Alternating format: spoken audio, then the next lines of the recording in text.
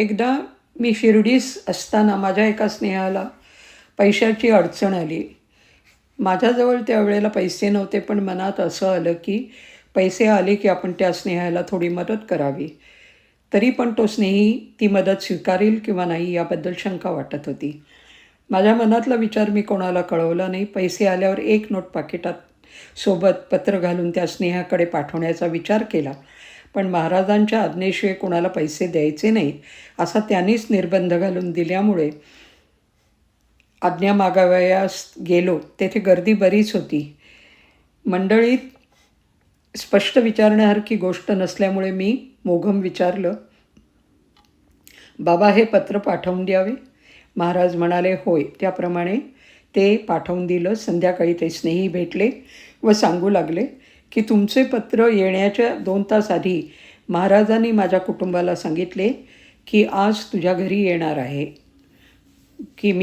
घरी येणार आहे. तुझ्या नवऱ्याला सांग, मला झिडकारू नकोस. अर्थात ही तुमच्या पत्राची सूचना होती व म्हणून ते घ्यावेसे वाटले. माझे मित्र रावसाहेब मोरेश्वरराव सावे यांची भंडाऱ्याला जाण्याची फार उत्कंठा होती. पण 2 दिवस आधी ते एकाएकी आजारी पडले व त्यांचे जाणे होऊ शकलं नाही. त्यामुळे त्यांना अतिशय वाईट वाटलं व त्यांचे मन फार उद्विग्न झालं व रात्री झोपही येईना. पण भंडाऱ्याच्या दिवशी पहाटेच त्यांचा डोळा लागला. तितक्याच महाराजांनी स्वप्नात दर्शन दिलं व दक्षिणा मागून घेतली. जागे झाल्यावर वृत्तीत एकदम फरक पडला व तळमळ पार जाऊन समाधान वाटू लागलं. महाराजांनी देह सोडला आहे तरी आपल्या भक्तांची तळमळ कोणत्या तऱ्हेने शमवितात. एकदा तात्यासाहेब नुलकरांची मंडळी व आम्ही सर्व शिर्डीहून निघणार होतो. महाराज म्हणाले, उद्या सकाळी जा, कोपरगावाहून जेवून जा. आम्ही त्याप्रमाणे तयारी केली व कोपरगावचे खानावळीत तयारी ठेवण्यासाठी निरोप पाठवला. पण कोपरगावस पोचलो तेव्हा जेवण तयार नव्हते. पण गाडीची वेळ जवळ आल्यामुळे न जेवता तसेच स्टेशनवर गेलो. तिथे पाहिलं तर गाडीला 1.5 तास उशीर होता. मग गावात टांगा पाठवून टांगेवाला ब्राह्मण होता, त्याच्या हातून खानावळीतून जेवण मागवलं आणि आम्ही सर्व मंडळी स्टेशनावर जेवलो. जेवल्यानंतर 10 मिनिटानंतर गाडी आली. मी 1-2 वर्षापूर्वी नाताळच्या सुट्टीत मुंबईला असताना टपाल खाजगी पत्र वगैरे काय आली आहे ते पाहण्यासाठी मुंबईला पार्ल्याहून गेलो होतो. मुंबईहून संध्याकाळी परत जाताना बांद्र्याचे स्टेशनवर मला अण्णासाहेब दाभोळकर, बांद्र्याचे पेन्शनर मॅजिस्ट्रेट यांचे जावई रावसाहेब यशवंतराव गाळवणकर भेटले. ते मला अण्णासाहेब घरी असतील व त्यांना भेटायला आपण घरी चला असे सहज म्हणून दरवाजा उघडण्याचा त्याने प्रयत्न केला. परंतु चमत्कार हा की त्यावेळी दरवाजा बंद होता.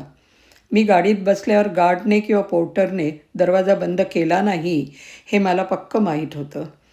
आमचा हा संवाद होतो न होतो इतक्यात गाडी सुटण्याची वेळ होऊन गाडी प्लॅटफॉर्महून निघाली व गाडी सँटाक्रूजला आल्यावर पोर्टरला हाक मारून त्याला दरवाजा उघडण्याला सांगितलं. त्याने प्रयत्न केला व त्यांचीही खात्री झाली की कुलूप लागलं आहे व त्याने किल्ली आणून तिच्या साहाय्याने दरवाजा उघडला. पुढे मी पार्ल्याला उतरून घरी येतो तो रावसाहेब तेंडुलकर, त्यांची पत्नी व इतर काही स्नेही मंडळी माझी वाट बघत होती असं मला आढळलं. पुढे 1-2 दिवसांनी मला असेही समजले की त्यावेळी अण्णासाहेब दाभोळकर हे घरी नव्हते. पुण्याला एका बाईला पुत्रसंतान नव्हते आणि ते व्हावे अशी तिची आतुरता होती. त्यासाठी महाराजांचे प्रत्यक्ष दर्शन घ्यावे व त्यांचे हातून नारळ घ्यावा असा तिचा हेतू होता. तिने येथे येण्याचे कैक वेळा प्रयत्न केले, पण प्रत्येक खेपेला काहीतरी अडचण येऊन तिचं येणं झालं नाही. शेवटी एकदा ती फारच उत्कंठित झाली. तेव्हा महाराजांनी तिला स्वप्नात जाऊन दर्शन दिलं आणि त्याच स्वप्नात तिला नारळही दिला. जागी होऊन पाहावे तो नारळ खरोखरच तिच्या बिछाण्यावर तिला दिसला. त्यामुळे तिला अतिशय आनंद झाला आणि त्या आनंदात तिने नवस केला की जर मला महाराजांचे कृपेने मुलगा होईल तर मी त्या मुलाचे जावळ मी महाराजांचे पायाजवळ जाऊन उतरवीन. त्याप्रमाणे तिला वर्षाचे आत मुलगा झाला आणि नवसाप्रमाणे तिने तिथे येऊन मुलाचे जावळ उतरवलं. अर्थात स्वप्नातला नारळ जागृतीत पाहिल्याबरोबर महाराजांच्या लीलेचे तिला अत्यंत कौतुक वाटलं. रावसाहेब लक्ष्मण गणेश महाजनी यांचा एक अनुभव माझे एक स्नेही श्रीधर कृष्ण या नावाचे होते. त्यांनी माझ्याकडून बरेच वेळेला श्रीसंबंधी हकीकत ऐकल्यावरून दर्शनास येण्याची त्यांना इच्छा झाली. माझ्याबरोबर त्यांनी येण्याचं ठरवलं व त्याप्रमाणे मी शिर्डीला पुन्हा जाईन तेव्हा आपणाला कळवावे असे त्यांनी मला सांगितलं. त्यानंतर मी 5-6 वेळेला शिर्डीला गेलो व प्रत्येक वेळेला येतोस का म्हणून त्यांना विचारित असे. हे गृहस्थ बँकेत होते, त्यामुळे त्यांच्या माझ्या सुट्ट्या जमत नव्हत्या. या कारणाने किंवा दुसऱ्याही कारणाने त्यांचे येणे झालं नाही. शेवटी एकदा असा योग आला की आम्हाला दोघांना सारख्या लागोपाठ 2 सुट्ट्या आल्या व त्यांनी माझ्याबरोबर निघण्याचं ठरवलं. मी त्यावेळेला बांद्र्याला राहत असे, तेव्हा तिकीट काढून रिझर्व करण्याचं त्यांनी कबूल केलं व मी त्यांना दुसऱ्या दिवशी वेळेवर स्टेशनवर येईन म्हणून सांगून घरी आलो.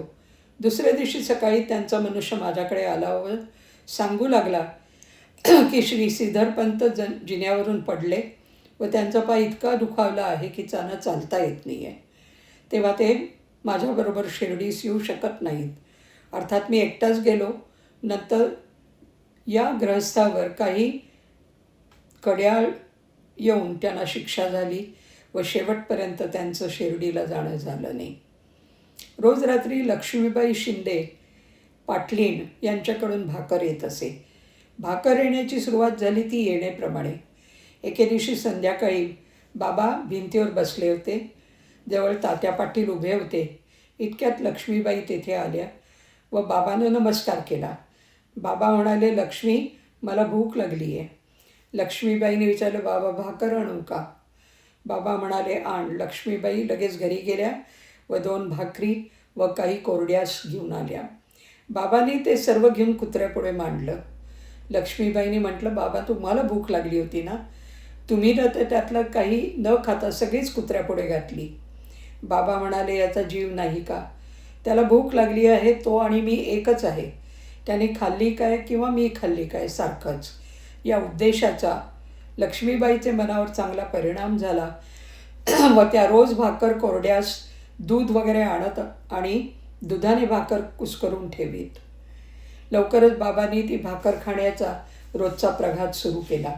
या लक्ष्मीबाई महाराजांच्या अंतसमयी त्यांच्याजवळ होत्या व महाराजांनी देह ठेवण्याच्या 5 मिनटं आधी खिशातून एकदा 4 व पुन्हा 5 असे रुपये काढून लक्ष्मीबाईंना दिलं.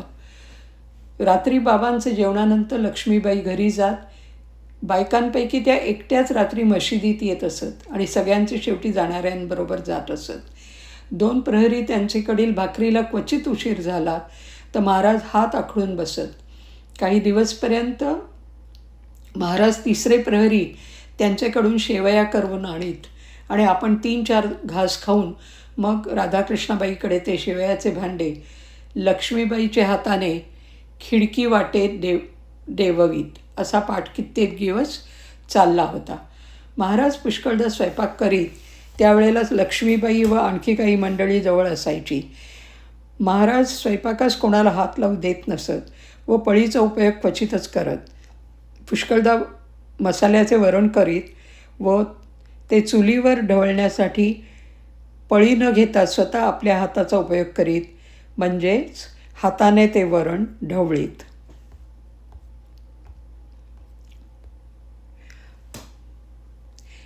अभिप्राय. श्रीमंत रावसाहेब अनंत शिवाजी देसाई टोपीवाल्यांचे चरित्र. लेखक रावसाहेब सदाशिव नानाभाई हाटे, LCE BSc. प्रकाशक रामचंद्र कृष्ण सामत, गोरेगाव. किंमत ₹1. टोपीवाले या नावाने सुप्रसिद्ध असलेले कैलासवासी अनंत शिवाजी देसाई हे दक्षिणी व्यापारात श्रेष्ठ दर्जाचे व्यापारी होऊन गेले. दैवबळाने संपत्ती मिळते अथवा दुर्दैवाने ते निघूनही जाते, पण अंगचे दूरदर्शित्व व अधिक परिश्रम यांच्या नित्य संघटनाने टोपीवाल्यांनी दुर्दैवाच्या लहरी स्वभावाला, आपल्या स्वैराचारास, त्यांच्या पद्धतशीर कामाकाजात ढवळाढवळ करावयास बिलकुल वाव दिला नाही. दैवाची अनुकूलता तर पाहिजेच, तथापि मनुष्याचे अंगी नेटाने कार्य करण्याची धमक, नेकीने वागण्याची प्रवृत्ती व ईश्वरावर दृढ विश्वास एवढ्या 3 गोष्टी असल्यावर त्याला दैवाची सहानुभूती कशी प्राप्त होते व मनुष्य कोणत्याही स्थितीत असो या अप्रतिम 3 गुणांनी तो आपली परिस्थिती हळूहळू कशी बदलतो हे पाहावयाचे असल्यास ते या चरित्रात स्पष्टपणे दिसून येतं. रावसाहेब हाटे यांनी कित्येक प्रकरणे फार हृदयंगम लिहिली आहेत. व्यापारविषयक धंद्यात रुळू पाहणाऱ्या तरुणांनी तर हे पुस्तक अवश्य वाचावं व संग्रही ठेवावं अशी आमची त्यांना शिफारस आहे. टोपीवाल्यांनी मिळवलेल्या अफाट संपत्तीपैकी बराचसा भाग अनेक संस्थांना देणग्या देण्यात व दान धर्मात खर्च झाला आहे.